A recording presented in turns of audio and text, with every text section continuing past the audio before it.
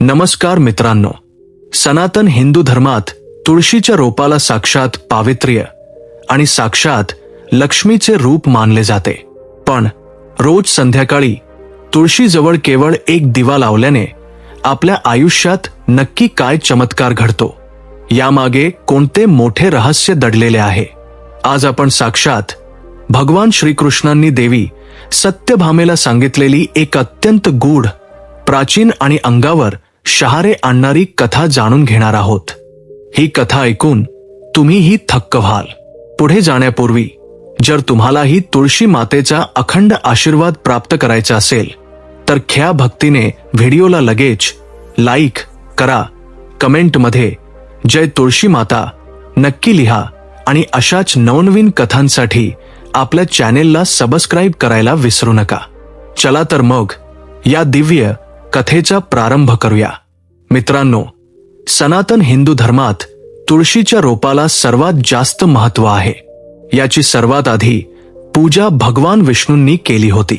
श्री हरी म्हणतात, ज्याप्रमाणे देवी लक्ष्मीमुळे वैकुंठाला ऐश्वर्य प्राप्त आहे, त्याचप्रमाणे वैकुंठाला तुळशीमुळेच पवित्रता प्राप्त आहे. पृथ्वीलोकावर ज्या ठिकाणी तुळशीचे रोप असेल त्या ठिकाणी कधीही वाईट गोष्टींचा वास होणार नाही. असे स्थान सर्वात जास्त पवित्र असेल.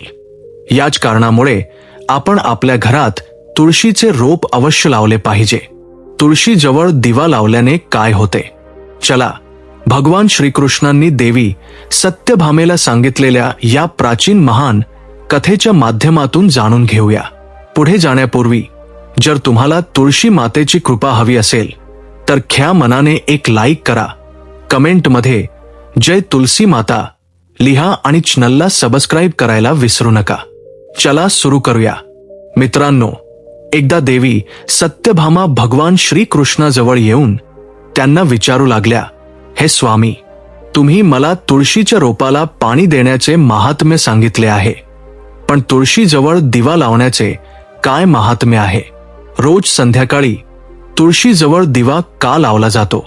यामुळे मनुष्याला कोणते फळ मिळते?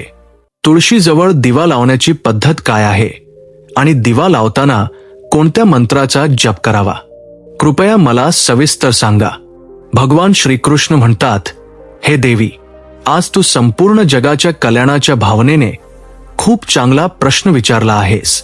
तुझ्या या प्रश्नाचे उत्तर देण्यापूर्वी मी तुला एक प्राचीन इतिहास सांगतो, ज्यामुळे तुला तुझ्या सर्व प्रश्नांची उत्तरे मिळतील. संध्याकाळी तुळशीजवळ दिवा लावल्याने जे फळ मिळते त्याचेच वर्णन मी या कथेत करणार आहे. म्हणून तू ही कथा लक्षपूर्वक ऐक. ही कथा लक्षपूर्वक पूर्ण ऐकल्यानेच मनुष्याला 100 वर्षे तुळशीजवळ दिवा लावण्याचे पुण्य प्राप्त होते. देवी सत्यभामा म्हणतात, हे प्रभू, मी ही कथा ऐकण्यासाठी उत्सुक आहे. कृपया तुम्ही ही कथा मला सांगा. मी ही कथा लक्षपूर्वक ऐकेन. तेव्हा भगवान श्रीकृष्ण देवी सत्यभामेला ती कथा सांगू लागतात. हे देवी, पूर्वीच्या काळी दक्षिण दिशेला तुंगभद्रा नावाची एक खूप मोठी नदी होती. त्याच नदीच्या काठी हरिहरपूर नावाचे एक अत्यंत सुंदर नगर वसलेले होते. त्याच नगरात हरिदीक्षित नावाचे एक ब्राह्मण राहत होते. ते अत्यंत गुणवान, चरित्रवान, धर्म कार्य करणारे आणि वेदांच्या मार्गावर चालणारे होते. त्यांनी सर्व शास्त्रांचा अभ्यास केला होता. त्याच ब्राह्मणाला एक पत्नी होती, जिला लोक कर्कशा असे म्हणत असत, कारण तिची कर्मे तिच्या नावाप्रमाणेच होती. ती नेहमीच आपल्या पतीचा अपमान करत असे, पतीला कटू शब्द बोलत असे, पतीला भयंकर दुःख देत असे आणि पतीसाठी कधी भोजन बनवत नसे. तिने कधीही आपल्या पतीसोबत शयन केले नाही, कधीही त्याच्यासोबत प्रेमाने व्यवहार केला नाही. पतीचे मित्र आणि कुटुंबातील लोक घरी आले तर ती स्त्री त्यांना अपमानित करून हाकलून देत असे. ती स्वतः काम भावनेने उन्मत्त होऊन निरंतर इतर व्यभिचारी स्त्रियांसोबत फिरत असे. तिचे मन पतीला सोडून परपुरुषांमध्ये रमले होते. ती कधीही आपल्या पतीशी प्रेमाने बोलली नाही, परंतु परक्या सुंदर पुरुषांसोबत बसून गप्पा मारत असे. परपुरुषांना मोहित करण्यासाठी सजून धजून गावात फिरायला जात असे. कधी ती वनात एखाद्या वृक्षाखाली उभी राहून सुंदर पुरुषांची वाट पाहत असे आणि एखाद्या दुष्ट पुरुषाला मोहित करून त्याच्यासोबत भोग विलास करत असे. एक दिवस हरी दीक्षितने आपल्या पत्नीला म्हटले, हे भद्रे, तुझे हे आचरण योग्य नाही. अशा प्रकारे पाप केल्याने तुझेच अहित होईल. म्हणूनच तू आत्तापासून ही सर्व वाईट कामे करणे सोडून दे. तुझ्या अशा वागण्यामुळे मला खूप दुःख होत आहे. तेव्हा त्या दुराचारी स्त्रीने म्हटले, माझ्या कोणत्या पापांमुळे माझे तुझ्यासारख्या भिकायाशी लग्न झाले आहे हे मला माहीत नाही. असे वाटते की मागील जन्मी मी पापेच केली असतील, म्हणूनच मला असा गरीब पती मिळाला आहे. तू माझी कोणतीही इच्छा पूर्ण करू शकत नाहीस. मला विवशतेमुळे तुझ्या या झोपडीत राहावे लागते, भीक मागून आणलेले उष्टे खावे लागते आणि यापुढे मी हे कष्ट सहन करणार नाही. एके दिवशी मी तुला सोडून नक्कीच निघून जाईन. तुझ्यासोबत राहिले तर या जन्मातही माझ्याकडून पापेच होतील. म्हणून आता मी दुसऱ्या एखाद्या धनवान पुरुषाशी लग्न करेन. हरी दीक्षितने आपल्या पत्नीला म्हटले, हे प्रिये, तू अशा प्रकारचे अपशब्द बोलू नकोस. अशा प्रकारे आपल्या पतीचा त्याग करण्याचा विचार मनातून सोडून दे. जी स्त्री आपल्या पतीचा त्याग करून परपुरुषाकडे जाते तिचे अहित होते, तिला नरकात जावे लागते. त्या दुराचारी पत्नीने म्हटले, नरकात तुला जावे लागेल, कारण तू कोणताही कामधंदा करत नाहीस, भीक मागून खातोस आणि मलाही उष्टे खाऊ घालतोस. पत्नीला दुःखी आणि असंतुष्ट ठेवणारा पतीही नरकातच जातो आणि तुझे घर नरकाच्या शिक्षेपेक्षा कमी नाही. तुझ्यासोबत या घरात राहण्यापेक्षा मी नरकात जाऊन राहीन. अशा प्रकारे त्या हरी दीक्षितच्या पत्नीने अनेक प्रकारच्या कटू वचनांनी आपल्या पतीचा अनादर केला आणि त्याला अपमानित केले. श्रीकृष्ण म्हणतात, हे देवी, जी स्त्री आपल्या पतीचा अनादर करते, जी आपल्या पतीचा अपमान करते, तिच्या घरात दुर्भाग्यच येते. पतीला सोडून परपुरुषाकडे जाणाऱ्या स्त्रीला नरकात दंड नक्कीच भोगावा लागतो. आता पुढे ऐका त्या दुराचारी स्त्री सोबत काय होते. एके दिवशी ती दुराचारी स्त्री वनात जाऊन एका वृक्षाखाली उभी राहिली. तिचे मन कामातुर झाले होते. ती एखाद्या सुंदर कामुक पुरुषाची वाट पाहत होती, परंतु बराच वेळ होऊनही त्या ठिकाणी कोणताही पुरुष आला नाही. त्यामुळे ती खूप दुःखी झाली आणि प्रियकराच्या शोधात इकडे तिकडे पाहू लागली. त्या दिवशी तिचे सर्व कष्ट व्यर्थ गेले. ती तिथे उभी राहून अनेक प्रकारच्या गोष्टी बोलून विलाप करू लागली. हाय हाय, आज तर या मार्गावरून कोणताही सुंदर पुरुष आला नाही. आता मी माझ्या कामवासनेची शांती कशी करू? आजची रात्र कशी जाईल? कोण माझ्या सुंदर शरीराचा उपभोग घेईल? माझे तारुण्य आणि सौंदर्य तर विनाकारण नष्ट होत आहे. कोणीही या सुंदर शरीराला मिळवण्याची इच्छा करत नाही. आता मी कुठे जाऊ? कोण मला स्वीकारेल? कोण माझ्यासोबत भोग विलास करेल? माझा पती तर मूर्ख आहे, परंतु आता असे वाटते की जगच मूर्ख पुरुषांनी भरलेले आहे. कोणीही इतक्या सुंदर स्त्रीला मिळवण्याची इच्छा करत नाही. मी तर इतकी सुंदर आहे की देवही मला मिळवण्याची इच्छा करतील.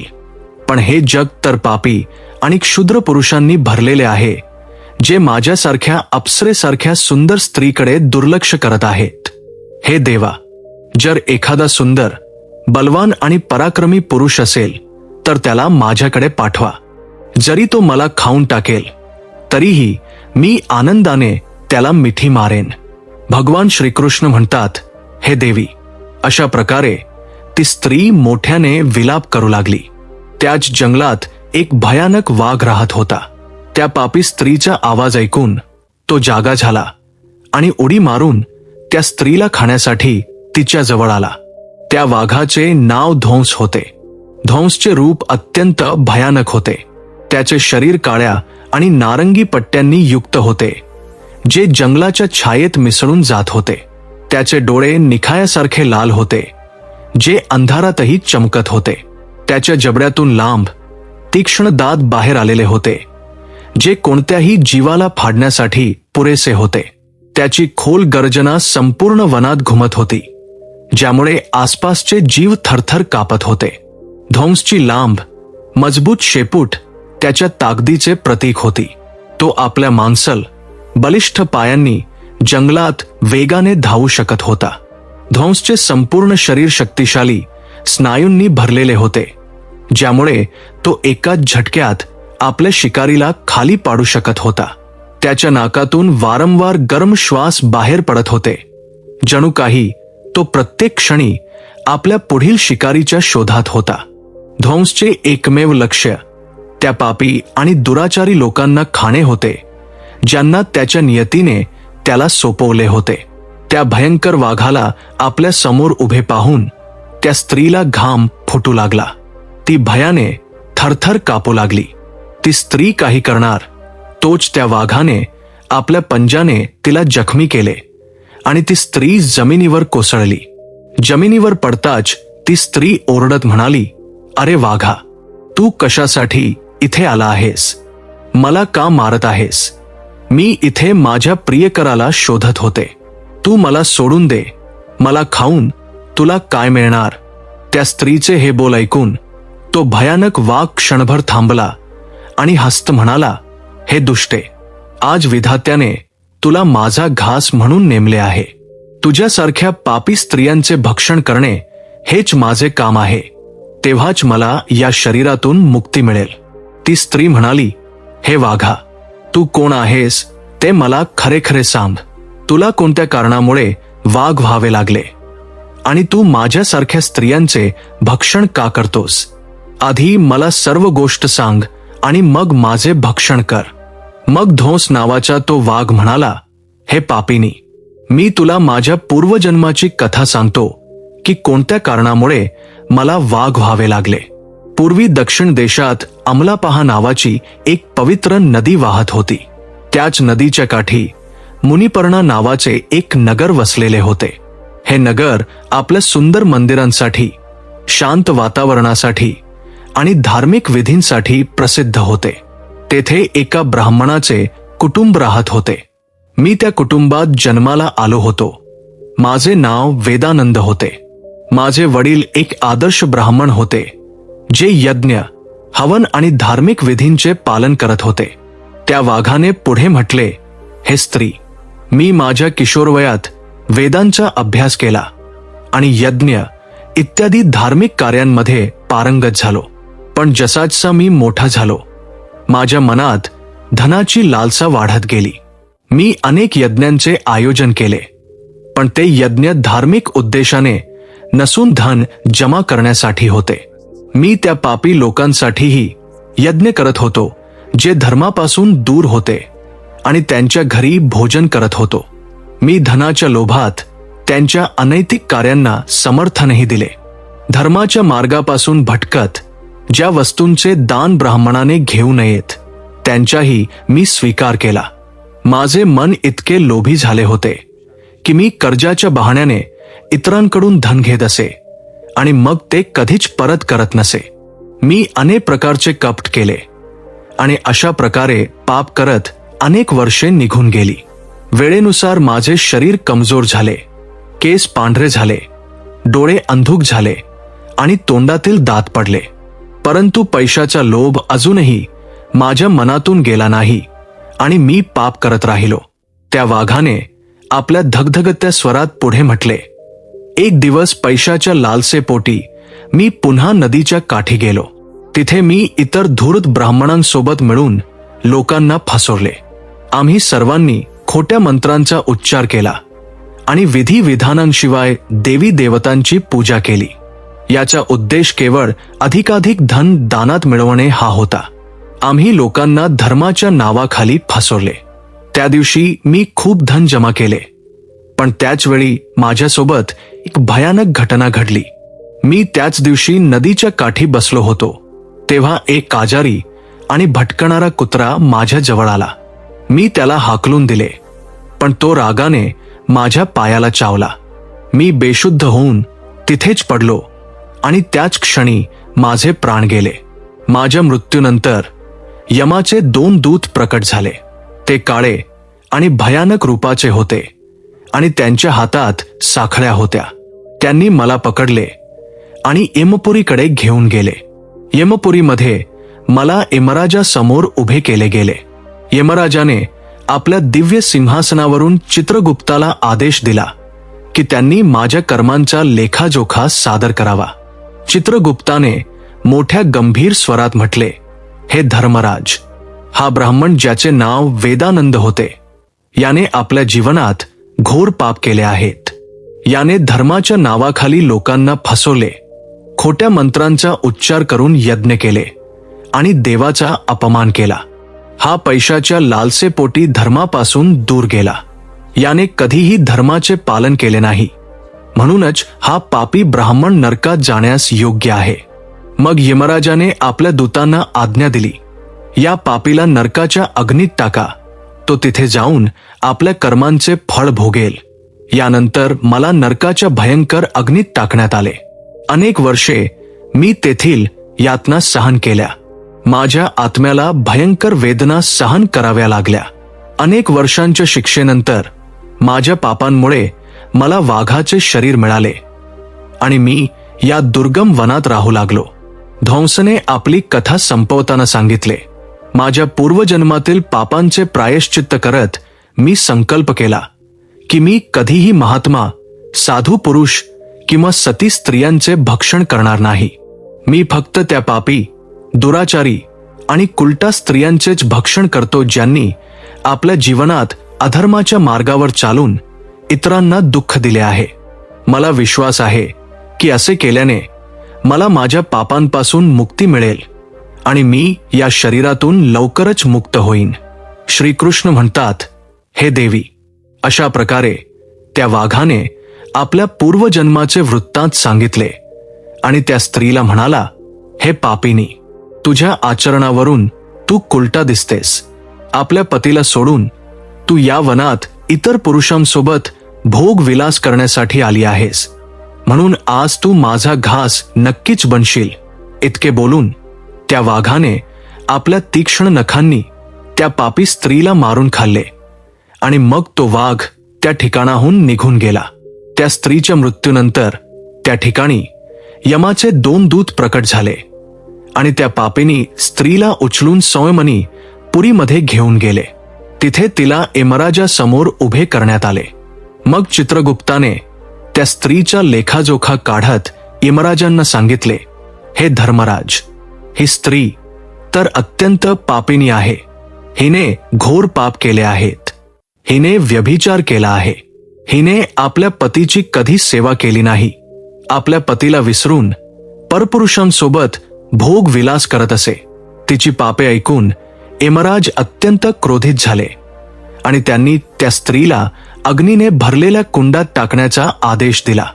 यमराजांचा आदेश ऐकून ती स्त्री अत्यंत भयभीत झाली आणि मग ती दुराचारिणी स्त्री यमराजांना म्हणाली, हे धर्मराज, कृपया मला माझ्या पापांसाठी क्षमा करा. मी अज्ञानात पाप केले आहेत. कृपया मला प्रायश्चित्ताची संधी द्या. यमराज म्हणतात, हे स्त्री, तू जी पापे केली आहेत ती निंदनीय आहेत. तुझ्या पापांसाठी कोणतेही प्रायश्चित्त नाही. जी स्त्री आपल्या पतीचा त्याग करते, आपल्या पतीला सोडून परपुरुषासोबत विहार करते, तिला निश्चितच नरकात जावे लागते. म्हणूनच आता तुला नरकाच्या यातना भोगाव्याच लागतील. मग यमराजांनी आपल्या दूतांना सांगितले, हे दूतांनो, या पापी स्त्रीला घेऊन जा आणि तिला भयंकर नरकात टाका. ती त्याच योग्य आहे. मग यमाचे दूत त्या स्त्रीला नरकात घेऊन जातात. अनेक वर्षे तिला उकळत्या तेलाच्या कुंडात शिजवले गेले. मग तिला काढून रौरव नावाच्या नरकात टाकले गेले.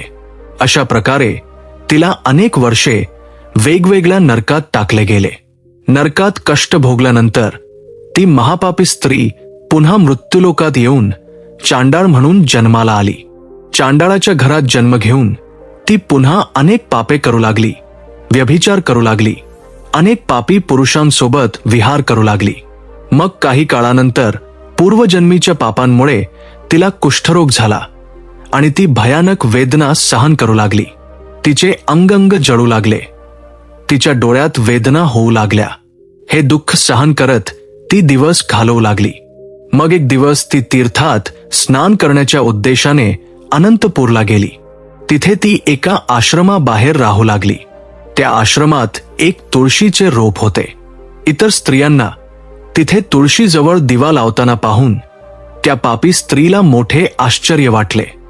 मग एके दिवशी तिथे राहणाऱ्या एका साधूला त्या स्त्रीने विचारले, हे साधू महाराज, हे कोणते झाड आहे आणि या स्त्रिया याच्या खाली दिवा का लावत आहेत? तेव्हा त्या साधूने सांगितले, हे कल्याणी, हे अत्यंत पवित्र तुळशीचे रोप आहे. फक्त याच्या दर्शनानेच संकटांचा नाश होतो.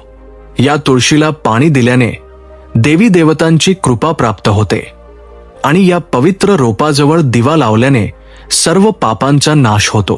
त्या साधूचे बोलणे ऐकून त्या स्त्रीला खूप आनंद झाला आणि तिने साधूला विचारले, हे साधू महाराज, जर एखादी अत्यंत पापी स्त्री देखील याच्याजवळ दिवा लावेल तर तिची पापे नष्ट होतील का? साधू म्हणतात, हे पुत्री, हे सत्य आहे. जर एखाद्या स्त्रीने घोर पाप केले असले तरी तिची पापे नष्ट होतात. तिच्या सर्व जन्मांची पापे देखील तुळशीजवळ दिवा लावल्याने नष्ट होतात. परंतु हे पुत्री, तू कोण आहेस आणि कोणत्या कारणाने हा प्रश्न विचारत आहेस? ती स्त्री म्हणते, हे साधू महाराज, मी महापापिणी आहे. मी व्यभिचार केला आहे आणि अनेक प्रकारचे पाप केले आहेत. माझ्या पापांमुळेच माझी अशी दुर्दशा झाली आहे. कृपया मला पापांपासून मुक्तीचा उपाय सांगा. साधू म्हणतात, हे पुत्री, आतापासून तू रोज या तुळशीजवळ दिवा लाव. तुझी सर्व पापे आणि दोष समाप्त होतील. त्या साधूचे बोलणे ऐकून त्या पापी स्त्रीनेही तेच केले. तिने तुळशीच्या रोपाजवळ एक दिवा लावला. अशा प्रकारे ती स्त्री रोज त्याच ठिकाणी तुळशीजवळ दिवा लावू लागली. मग एके दिवशी ती स्त्री संध्याकाळच्या वेळी तुळशीजवळ दिवा लावू लागली. तेव्हा त्याच वेळी तिचे हृदय फाटल्याने तिचा मृत्यू झाला आणि ती तिथेच जमिनीवर पडली राहिली. मग यमराजाचे 2 दूत त्या स्त्रीला यमलोकात घेऊन जाण्यासाठी त्या ठिकाणी प्रकट झाले. यमाचे दूत त्या पापी स्त्रीला पाशात बांधून घेऊन जाऊ लागताच भगवान विष्णूचे 2 पार्षद त्या ठिकाणी प्रकट झाले. ते दिव्य पार्षद अत्यंत तेजस्वी आणि दिव्य आभाने युक्त होते. त्यांच्या शरीरातून स्वर्णिम प्रकाशाची किरणे निघत होती, जी चारी बाजूंचा अंधार दूर करत होती. त्यांचे रूप इतके मोहक आणि दिव्य होते की त्यांना पाहून कोणाचेही मन श्रद्धेने भरून जात असे. त्यांच्या चेहऱ्यावर शांत हास्य होते, जे अपार करुणा आणि दयेचे प्रतीक होते. त्यांचे वस्त्र रत्नजडित आणि रेशमी होते, जे निळ्या आणि सोनेरी रंगात चमकत होते. जणू काही वैकुंठाचे सौंदर्य त्यांच्या व्यक्तिमत्वात सामावले होते. त्यांच्या कानात सोन्याची कुंडले लटकत होती, ज्यातून दिव्य संगीताचा आवाज येत होता. त्यांच्या कपाळावर टिळा आणि चमकणारी बिंदी होती, जी त्यांच्या दिव्यत्वाचे प्रतीक होती. ते दोघेही विशाल आणि बलवान होते. त्यांच्या हातात दिव्य गदा होती, जी न्याय आणि धर्माच्या शक्तीचे प्रतीक होती. ते त्या स्त्रीला आपल्या दिव्य स्पर्शाने मुक्तीचे आश्वासन देण्यासाठी आले होते, ज्यामुळे तिची सर्व पापे नष्ट होऊन ती स्वर्गाच्या प्रवासाची अधिकारी बनू शकेल. त्या पार्षदांनी यमराजाच्या दूतांना थांबवले आणि म्हणाले, हे यमदूतांनो, या स्त्रीला तुम्ही सोडून द्या. ही स्त्री नरकात जाण्यास योग्य नाही. तुम्ही कोणाच्या आदेशाने असे अधर्म करत आहात? मग यमाचे दूत म्हणाले, हे पार्षदांनो, आम्ही यमराजाच्या आदेशाने या पापी स्त्रीला उचलून घेऊन जात आहोत, परंतु तुम्ही आम्हाला कोणत्या कारणाने थांबवत आहात? ही स्त्री अत्यंत पापी आहे. तिला नरकात घेऊन जाण्याची आज्ञा मिळाली आहे. हे ऐकून भगवान विष्णूचे पार्षद हसले आणि म्हणाले, हे यमदूतांनो, तुम्ही सत्य बोलता, परंतु या स्त्रीचे एक असे पुण्य आहे ज्याने तिची सर्व पापे मिटवून टाकली आहेत. तुम्ही पाहिले नाही का की तिने आपल्या आयुष्याच्या शेवटच्या क्षणी संध्याकाळी तुळशीजवळ दिवा लावला आहे. यमदूतांनी चकित होऊन विचारले, हे पार्षदांनो, केवळ तुळशीजवळ दिवा लावल्याने तिची सर्व पापे नष्ट होऊ शकतात का? भगवान विष्णूच्या पार्षदांनी गंभीर दृष्टीने यमदूतांकडे पाहिले आणि समजावले, तुम्ही ही गोष्ट समजत नाही यमदूतांनो. तुळस भगवान विष्णूला अत्यंत प्रिय आहे आणि जो भक्त श्रद्धा आणि भक्तीने तुळशीजवळ दिवा लावतो तो विष्णूच्या कृपेचा पात्र बनतो. संध्याकाळी दिवा लावण्याचे पुण्य अनंत पटीने वाढते आणि हे केवळ त्याचे पाप नष्ट करत नाही, तर त्याला स्वर्गाचा अधिकारी देखील बनवते. या स्त्रीने ख्या मनाने तुळशीचे पूजन केले आणि दिवा प्रज्वलित केला आहे. याच कारणामुळे तिची सर्व पापे जळून राख झाली आहेत. आता ती नरकात जाण्यास योग्य नाही. यमदूतांनी हात जोडून म्हटले, हे पार्षदांनो, आपण सत्य सांगत आहात. आम्हाला तिच्या भक्तीबद्दल माहिती नव्हती. जर ही भगवान विष्णूची प्रिय भक्त असेल तर तिला आम्ही नरकात कसे घेऊन जाऊ शकतो? भगवान विष्णूच्या पार्षदांनी मधुर स्वरात म्हटले, म्हणूनच हे यमदूतांनो, आता तुम्ही परत जा. या स्त्रीने तुळशीची सेवा केली आहे. तिने त्या दिव्याच्या प्रकाशात आपली सर्व पापे भस्म करून टाकली आहेत. आता तिला विष्णू लोकात नेले जाईल, जिथे तिचे स्वागत होईल. ती आता स्वर्गाची अधिकारी बनली आहे. पार्षदांचे बोलणे ऐकून त्या यमदूतांनी त्या स्त्रीला त्याच ठिकाणी सोडून दिले आणि यमलोकात परत गेले. तिथे जाऊन त्यांनी यमराजांना सर्व वृत्तांत सांगितला. मग भगवान विष्णूचे पार्षद त्या स्त्रीला दिव्य विमानात बसवून स्वर्गलोकात घेऊन गेले. भगवान श्रीकृष्ण म्हणतात, हे देवी सत्यभामा, अशा प्रकारे तुळशीजवळ फक्त दिवा लावल्यानेच मनुष्याची सर्व पापे नष्ट होतात. जी स्त्री नित्य सायंकाळी तुळशीजवळ दिवा लावते ती सौभाग्यशाली बनते. तिच्या पूर्वजन्माची सर्व पापे नष्ट होतात आणि तिला सुख समृद्धी प्राप्त होते. रोज तुळशीजवळ दिवा लावताना या मंत्राचा उच्चार करावा. तुलसी देवैच विद्महे विष्णू प्रियाईच धीमहि तन्नो वृंदा प्रचोदयात. श्रीकृष्ण म्हणतात, हजारो अमृताच्या घागरींनी स्नान घातले तरी श्री हरींना तेवढी तृप्ती होत नाही जेवढी ते मनुष्यांनी तुळशीचे एक पान अर्पण केल्याने प्राप्त करतात. 10,000 गोदानाने जे फळ प्राप्त होते तेच फळ तुळशी पत्राच्या दानाने मिळते. जो मृत्यूसमयी आपल्या मुखात तुळशी पत्राचे पाणी घेतो व संपूर्ण पापांपासून मुक्त होऊन श्रीकृष्णाच्या धामात जातो. जेव्हा भक्त तुळशीजवळ दिवा लावतो तेव्हा त्या प्रकाशातील ऊर्जा नकारात्मक शक्तींना नष्ट करते आणि सकारात्मकतेचा संचार करते. हे आध्यात्मिक वातावरण शुद्ध करते आणि घरात देवतांची कृपा आकर्षित करते. दिव्याचा प्रकाश अज्ञानाचा अंधार दूर करतो आणि ज्ञानाची ज्योत प्रज्वलित करतो. तुळशीजवळ दिवा लावल्याने मनुष्याच्या आत शुद्धता आणि पवित्रतेची भावना निर्माण होते, ज्यामुळे त्याची भक्ती आणि ध्यानाची शक्ती वाढते. अशी मान्यता आहे की जेव्हा व्यक्ती तुळशीजवळ दिवा लावून तिची आरती करतो तेव्हा भगवान विष्णूचे ध्यान अधिक सहजतेने प्राप्त होते. हे साधकाच्या मनाला स्थिर आणि शांतीकडे घेऊन जाते, ज्यामुळे ध्यानात एकाग्रता वाढते. तुळशीजवळ सूर्यास्ताच्या वेळी दिवा लावण्याचा विधी अत्यंत शुभ मानला जातो. यावेळी दिवा लावून तुळशी मातेची आरती केली जाते आणि भगवान विष्णूचे स्मरण केले जाते. हे केल्याने विशेष पुण्य प्राप्त होते. दररोज संध्याकाळी तुळशीजवळ दिवा लावताना नमो भगवते वासुदेवाय या मंत्राचा जप करावा. हा मंत्र घरातील नकारात्मकता दूर करतो आणि भगवान विष्णूची कृपा प्राप्त करतो. तुळशीजवळ तुपाचा किंवा तिळाच्या तेलाचा दिवा लावणे शुभ असते. तुपाचा दिवा अधिक पवित्र मानला जातो, परंतु शक्य नसल्यास तिळाच्या तेलाचा दिवा देखील लावता येतो. तिळाच्या तेलाचा दिवा नकारात्मक ऊर्जा दूर करण्यास मदत करतो. असे म्हटले जाते की जो भक्त दररोज तुळशीजवळ दिवा लावतो त्याला 7 जन्मांपर्यंत पुण्य मिळते आणि त्याला कधीही गरिबीचा सामना करावा लागत नाही. त्याच्या घरात नेहमी सुखशांती आणि समृद्धी टिकून राहते. धार्मिक ग्रंथांमध्ये वर्णन केले आहे की तुळशीजवळ दिवा लावल्याने पितृदोष, गृहदोष आणि कालसर्पदोष यांसारख्या बाधा देखील दूर होऊ शकतात. या उपायाने घरातील नकारात्मक ऊर्जेचा नाश होतो, सकारात्मक ऊर्जेचा संचार होतो. तुळशीजवळ दिवा लावल्याने आत्म्याची शुद्धी होते आणि हे जन्मजन्मांतराच्या पापांचा नाश करते. यामुळे आत्म्याला शांती मिळते आणि व्यक्तीला सद्गती प्राप्त होते.